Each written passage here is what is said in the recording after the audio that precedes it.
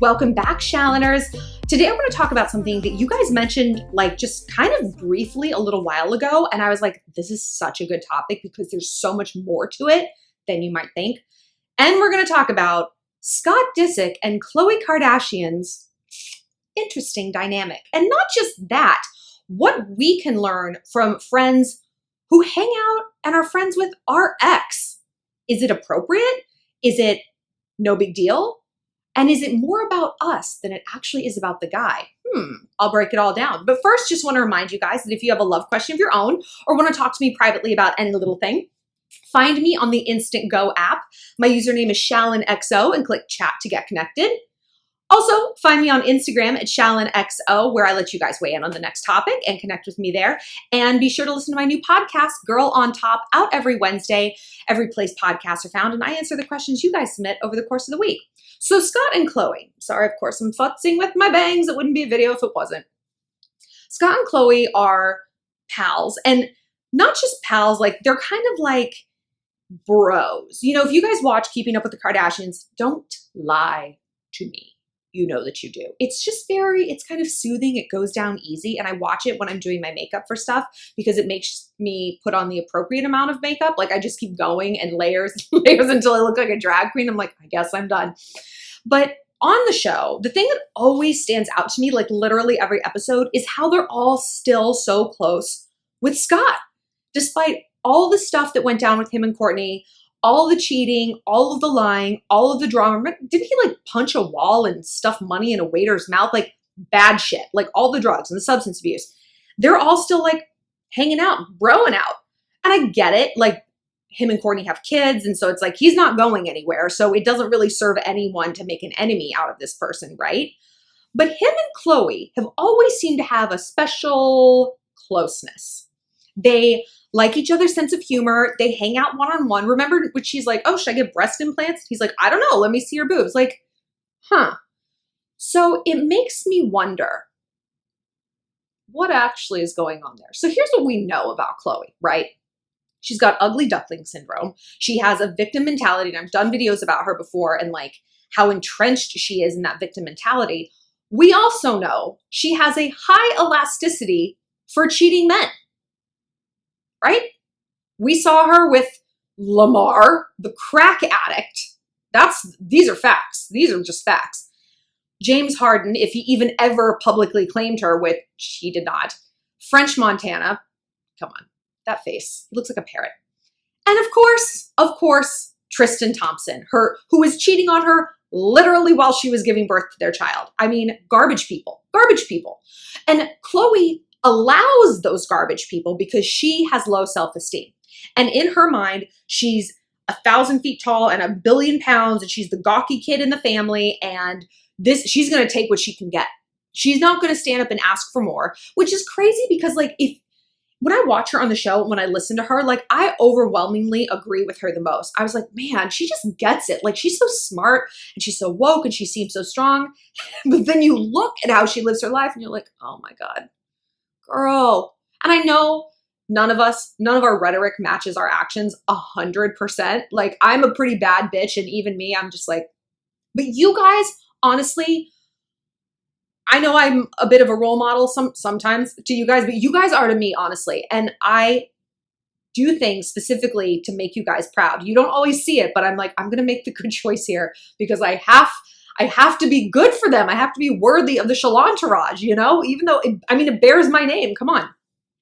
So Kourtney has always sort of had this loosey-goosey attitude with shitty guys. And I don't think she thinks she deserves more because what we know what we permit, we promote. And I just watched an episode where like True had already been born. Her daughter had been born. And she's like, Tristan and I are great. I'm like, oh, girl. Like, yes, Jordan Wood shouldn't have hooked up with him, but like, you kept him around anyway. We're going to talk about her and Scott. So knowing that, and knowing that they connect, knowing they have a very similar sense of humor, I would not be surprised if for a while, Khloe had the attitude of, I could treat you better, Scott. I understand your natural male urges. I wouldn't try to box you in. I would let you run free. And then when you came home to me, you came home. I've always thought that the Duff in the group of friends, you know, the designated ugly fat friend, I didn't come up with it and whatever.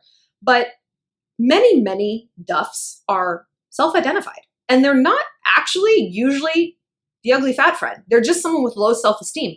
I think Khloe's beautiful. I don't think there has ever been anything wrong with the way she looked. And it's crazy to me that she's like internalized it in such an extreme way. But the Duff, and for these purposes, we will say that Khloe is, because she, again, has self-identified as such. They're the most dangerous. They're the backstabbers. They're the betrayers. They're the ones who will suck your boyfriend's dick and lie about it. They're the ones. Under the guise of like, friendship. I was just talking to him about you and your relationship. I was trying to help. His dick just fell into my mouth. They're sneaky. Not because they're bad people, but because they have that low self-esteem, they're desperate to be seen, to be noticed, to be taken in by guys. And they don't know the difference between positive and negative attention. They don't know if a guy's a fuckboy or if he genuinely likes them. They don't know. And they kind of don't care. When you're hungry, any food will do. You're not picky. And these people are emotionally starving. And I know you guys have dealt with people like this. I get questions about it all the time where it's like, my friend is like, she's a little on the heavier side or whatever it is. Usually it's not even that. It's like she just is jealous of me or she feels deficient to me. I don't know why. I think she's a wonderful person. She obviously doesn't have that self-opinion. And so she's either trying to cut me down or like puff herself up or snake my men. That happens a lot. And it happens because of that low self-esteem. So what do we do? So Kourtney and Khloe and Scott, I can definitely see her like sort of pining from him for afar, maybe a casual dry hand job in her home movie theater. Who knows? And certainly he's a bit of a prowler. Like it takes two to tango. And I know that, okay, so this is my overall point. When you have a friend who is either chronically going after the same guys that you like or buddying up to your ex even after you guys break up, or sometimes only after you break up, then they snake in and they want, we're just friends. It is not about the guy. It's about you. It's about you. There's guys everywhere. You can't swing a dead cat without hitting a man. They're all over the place. If she really just wanted a man, she doesn't have to have yours, right? It's so much more about her dynamic with you than about the dude. Like, look at the Kardashians. Yeah, Khloe could have a lot of different guys, right? She's rich, she's pretty, she's funny. Get it together, girl. But she maybe, this is just for purposes of this video, wanted Scott or latched onto him and bonded with him, maybe as a fuck you to Kourtney. Kourtney doesn't seem like a very easy person to get along with. She seems like a bit of a sociopath, actually, but in a fun way, in a way that guys dig, and I think in a way Khloe has always envied Kourtney's aloofness and how magnetic that was to boys and how boys just keep chasing her because she is that bitch. I did a video on it. Check it out. And I think this was her way of like getting something, like taking something away from her, proving that she could take the thing that she has to fill up her self-esteem. It's a dangerous game. But again, that goes to show it has more to do with Kourtney than it does with Scott. And conversely, Scott potentially hooking up with or giving, flirty attention to, or even just staying friends with the sister of his ex-girlfriend, that's to stick it to the ex-girlfriend. He could have a lot of female friends. He could have 0 female friends. You don't really need them as a 35-year-old man. You don't need a female friend. You're fine. But he does this to stick it to Kourtney. See how much everyone likes me? See how tolerant she is? Why can't you be more like her?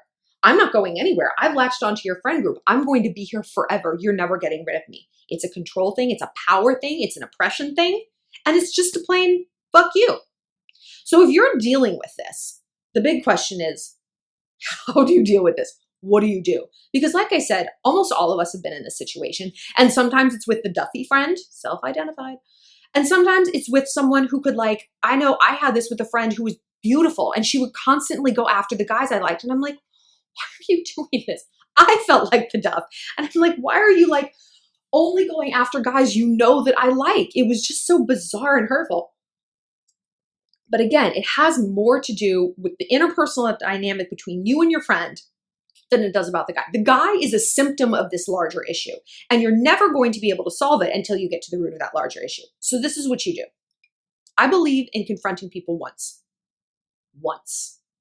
I choose my words carefully and I never repeat myself.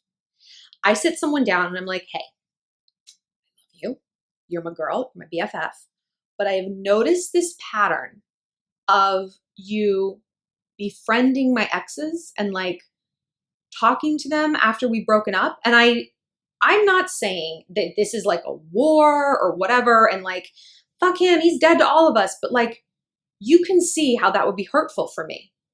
I'm trying to get this person out of my life, and to have you bring him up because you're hanging out with him puts me back at square one. And I need to know basically why. Why do you feel compelled out of all the people on planet Earth to keep my ex-boyfriend close to you? And then you listen. You listen to what they have to say.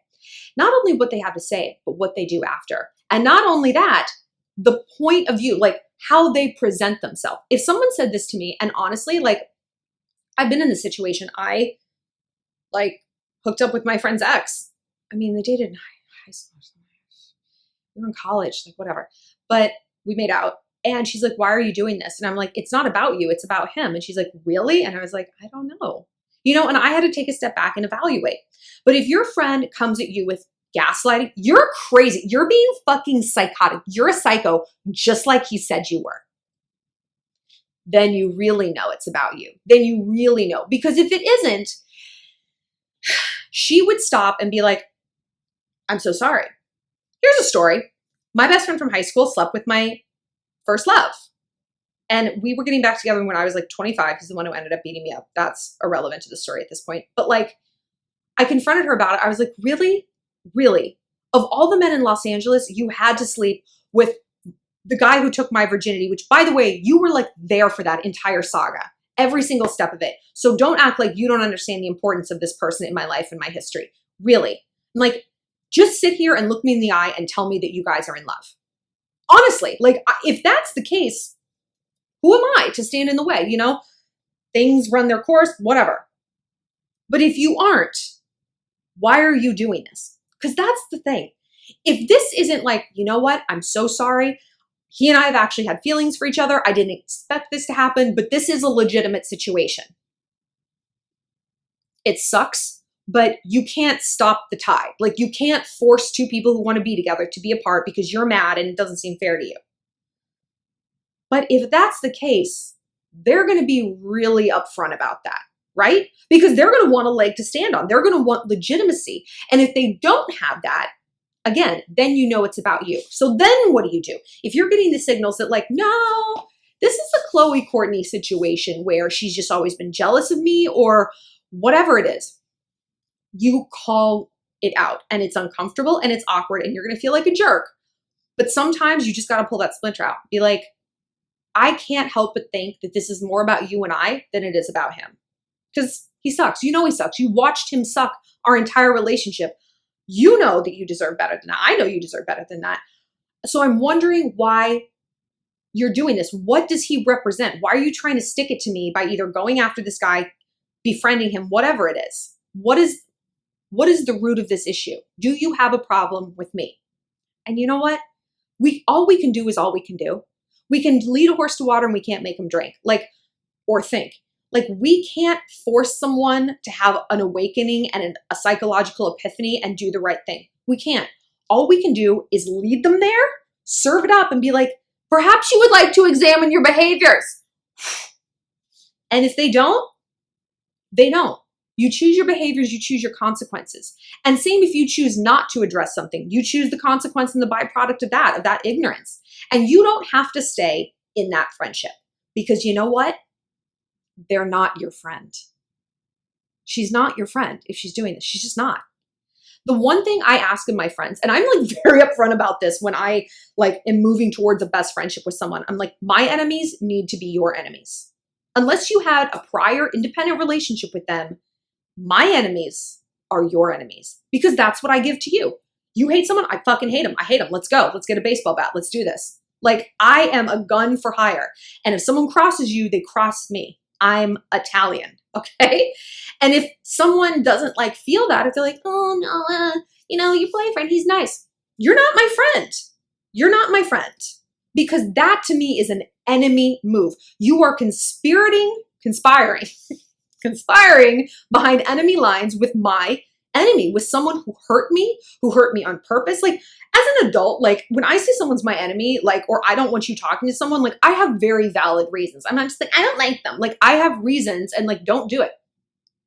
So if they chronically do that, that is an enemy category, because really you have to look at it. It's like, if someone is going to betray you, if they're hanging out with your ex or something, she's spilling the dirt on you. Girl, don't lie. Don't lie to yourself. It's happening and you got to walk in the light of the truth of that. So if someone is going after someone, they know that you have feelings for, blabbing all your secrets and then being duplicitous about it, how does that fall under the category of friend? What does someone have to do to be considered an enemy? So with Scott and Kourtney and Khloe, it's a weird little triangle. And I know that he's charming and whatever, but I really feel like this has to do so much more with Khloe and her image, that like her breadcrumb mentality, basically, that she's just going to take these little scraps that people get her, even if it's with a shitty guy, even if it's with her sister's baby daddy, she's going to take what she can get. And when she sits down with herself and gets real about building actual self-esteem, that's all going to change. Whether or not she will, I don't know. Someone please point these girls to this channel. I can fix their lives. I can also help them fix their butt implants, because damn. For more, click like and subscribe for 4 new videos a week. And follow me on Instagram at ShallonXO, where I let you pick the next topic. And be sure and listen to my podcast, Girl on Top, out everywhere podcasts are found. Cheers!